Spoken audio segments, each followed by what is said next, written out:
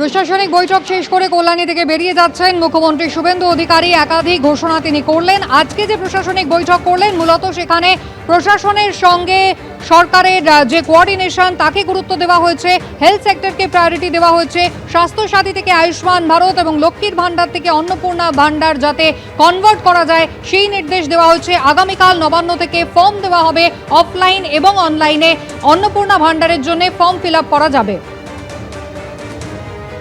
যতদিন পর্যন্ত না সেই প্রক্রিয়া হচ্ছে ততদিন লক্ষ্মীর ভান্ডার কন্টিনিউ হবে, এমনটাই জানিয়েছেন মুখ্যমন্ত্রী।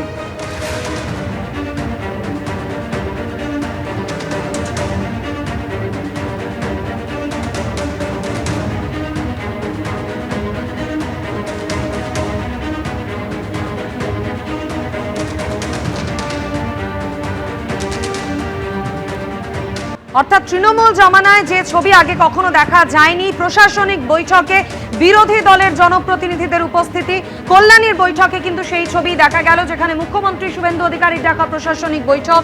3টি জেলা নিয়ে এই বৈঠক, যেখানে রাজ্যের নতুন দায়িত্বপ্রাপ্ত মন্ত্রী অগ্নিমিত্রা পাল, দিলীপ ঘোষ, অশোক কীর্তনিয়া, মুখ্যমন্ত্রী শুভেন্দু অধিকারী, মুখ্য সচিব মনোজ কুমার আগরওয়ালের পাশাপাশি একই মঞ্চে দেখা গেল তৃণমূল কংগ্রেস সাংসদ কাকলি ঘোষ দস্তিদারকে। 2 ঘন্টা ধরে এই বৈঠক চলে। আপাতত এই বৈঠক নিয়ে আর কি খবর রয়েছে জানাবেন প্রতিনিধি উজ্জ্বল মুখোপাধ্যায় আমাদের সঙ্গে রয়েছেন। উজ্জ্বল, একেবারেই দেখো, বৈঠক কিন্তু আনুষ্ঠানিকভাবে শেষ, কিন্তু আমরা দেখছি আবার চিফ সেক্রেটারি সহ বাকিরা আবার ভেতরে যাচ্ছেন, কারণ এখনো পর্যন্ত মুখ্যমন্ত্রী কিন্তু বৈঠক ছেড়ে বেরিয়ে আসেননি। আমরা আনুষ্ঠানিকভাবে যে বৈঠক, অর্থাৎ সরকারি বৈঠক, সেই বৈঠকের কাজ কিন্তু শেষ হয়েছে। এখন যেটা হচ্ছে, আমরা যেটা জানতে পারছি, সেটা হচ্ছে একেবারেই ব্যক্তিগত আলাপচারিতা।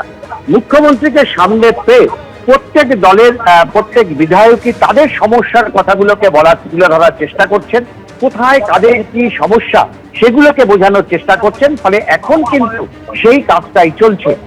আরেকটা খুব গুরুত্বপূর্ণ বিষয়, যে ছবি আমরা দেখতে পেলাম, এটা কিন্তু গত 15 বছরে এই ছবি পশ্চিমবঙ্গে দেখা যায়নি।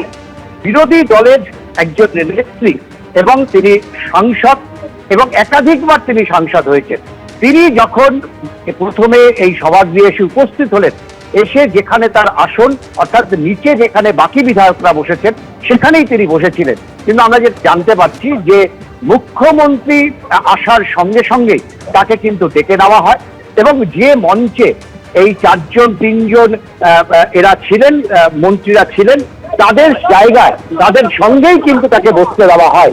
আমরা বুঝতে পারছি মুখ্যমন্ত্রী বেরোচ্ছেন, তিনি সাংবাদিক সম্মেলন করবেন এবং প্রশাসনিক যে বৈঠক শেষ করে, এবং তার সঙ্গে কিন্তু আরো বিজেপির যারা বিধায়ক আছেন তারাও রয়েছেন, তারাও আলোচনা করছেন। দলীয় কোনো অনুষ্ঠান তো নয়, একেবারেই সরকারি অনুষ্ঠান। সাধারণ মানুষের জন্য এই প্রশাসনিক বৈঠকে তারা অংশ নিচ্ছেন, এমনই কিন্তু শাসক দলের বিরোধী দলের জনপ্রতিনিধিরা তারা বারবার বলছেন। ঋতব্রত বন্দ্যোপাধ্যায়, উলুবেড়িয়া পূর্বে তৃণমূল কংগ্রেসের বিধায়ক, আগের দিনও তিনি বলেছিলেন সুস্থ গণতন্ত্রের এটাই উদাহরণ। আগামীকাল বৈঠক রয়েছে, তাতেও তিনি যোগ দেবেন, এমনটাই জানিয়েছেন।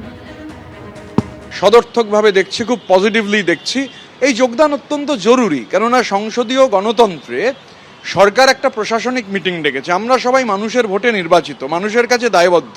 তো সরকারকে মাইনাস করে কোনো কাজ তো, এবং সরকারও যে এই উদ্যোগ নিয়েছেন, আমার সঙ্গে দিল্লিতে শুভেন্দু অধিকারীর যখন দেখা হয়েছিল, উনি আমাকে বলেছিলেন যে এই মিটিংগুলোতে আসার জন্য। তো স্বাভাবিকভাবে আমি যেমন আগামীকালই একটা প্রশাসনিক মিটিং নয়, কিন্তু Saratchandra medical college, government medical college আমার কেন্দ্রে, সেখানকার একটি মিটিং রয়েছে, সরকারি মিটিং, আমি সেই মিটিংয়ে যোগ দিতে যাব।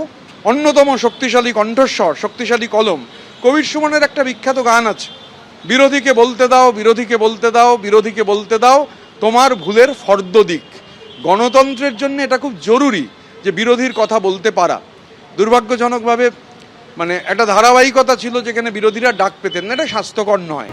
অর্থাৎ 6 জন তৃণমূলের বিধায়ক তারা উপস্থিত রয়েছেন। তৃণমূল সাংসদ কাকলি ঘোষ দস্তিদার তিনি উপস্থিত ছিলেন আজকের এই প্রশাসনিক বৈঠকে। উজ্জ্বল মুখোপাধ্যায় সরাসরি আমাদের প্রতিনিধি রয়েছেন আমাদের সঙ্গে। উজ্জ্বল, মুখ্যমন্ত্রী শুভেন্দু অধিকারী বেরিয়ে এসে একেবারে স্পষ্টই বললেন নির্বাচিত বিধায়কদের সঙ্গে প্রশাসনের যে সমন্বয় তাতে এবার গুরুত্ব দেওয়া হচ্ছে। অর্থাৎ বিরোধী যে নির্বাচিত জনপ্রতিনিধিরা বৈঠকেও অংশ নিলেন তাদের বক্তব্য, তাদের পরামর্শকেও সমান গুরুত্ব দিয়ে দেখা হবে।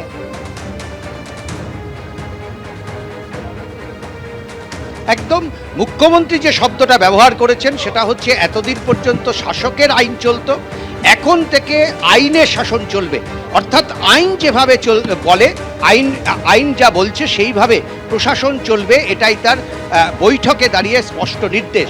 এই যে 6 জন তৃণমূল কংগ্রেসের বিধায়ক আমাদের সঙ্গে, আমরা যখন প্রথমে ঢুকছিলেন আমরা দেখেছিলাম 3 জন, পরবর্তী ক্ষেত্রে আরও 2 জন যোগ দেন, মোট 6 জন বিধায়ক তারা যোগ দিয়েছেন। তাদের মধ্যে একজন বক্তব্য রেখেছেন এবং কাকলি ঘোষ দস্তিদার বক্তব্য রেখেছেন। এক্ষেত্রে শুভেন্দু অধিকারী বিশেষ সাংসদদেরকে আমন্ত্রণ জানানো হবে, একথাও কিন্তু আজকে সাংবাদিক সম্মেলনে জানিয়েছেন। এই বিশেষ সাংসদ হচ্ছেন তারাই যারা আগের ঘটনা নিয়ে অনুতপ্ত এবং যারা মুখ খুলতে শুরু করেছেন, তাদেরকে আমন্ত্রণ জানানো হবে। শুভেন্দু অধিকারী বলেছেন যে এই যে 3টে জেলা নিয়ে যে বৈঠক, সেখানে কাকলি ঘোষ দস্তিদারকে শেষ মেলায় তিনি ফোন করেন, তার সচিবালয় থেকে ফোন করা হয় এবং তাকে এই বৈঠকে আমন্ত্রণ জানানো হয়েছিল এবং তিনি এই বৈঠকে উপস্থিত ছিলেন। এবং মুখ্যমন্ত্রীর কথা অনুযায়ী কাকলি ঘোষ দস্তিদার তাকে ব্যক্তিগতভাবে বলে গেছেন যে একেবারে এই ধরনের বৈঠকে এসে অত্যন্ত ভালো লাগছে, আমি অত্যন্ত খুশি। ফলে দেখো, আজকের বৈঠকে মুখ্যমন্ত্রী একাধিক কর্মসূচি ঘোষণা করেছেন, কিন্তু বৈঠকে একেবারে অন্য একটা চিত্র উঠে এলো যে মোট 68 জন বিধায়ক এই 3টে জেলা মিলে, তার মধ্যে 15 জন হচ্ছে তৃণমূল কংগ্রেসের বিধায়ক। সেই 15 জনের মধ্যে 6 জন বিধায়ক তারা কিন্তু বৈঠকে যোগ দিলেন। যখন প্রাক্তন মুখ্যমন্ত্রী মমতা বন্দ্যোপাধ্যায় তিনি বারবার বলছেন যে এই সরকারকে তিনি বিশ্বাস করেন না, এই সরকারকে মানেন না, কারণ তার মতে জোর করে এই সরকার ক্ষমতা দখল করেছে, সেই সময় দাঁড়িয়ে তার দলের 6 জন বিধায়ক তারা কিন্তু প্রশাসনিক বৈঠকে যোগ দিলেন।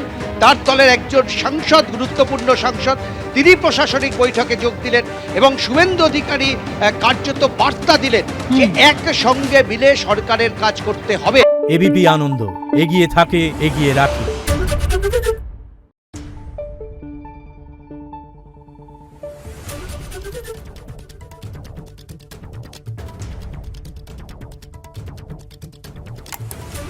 Thank you.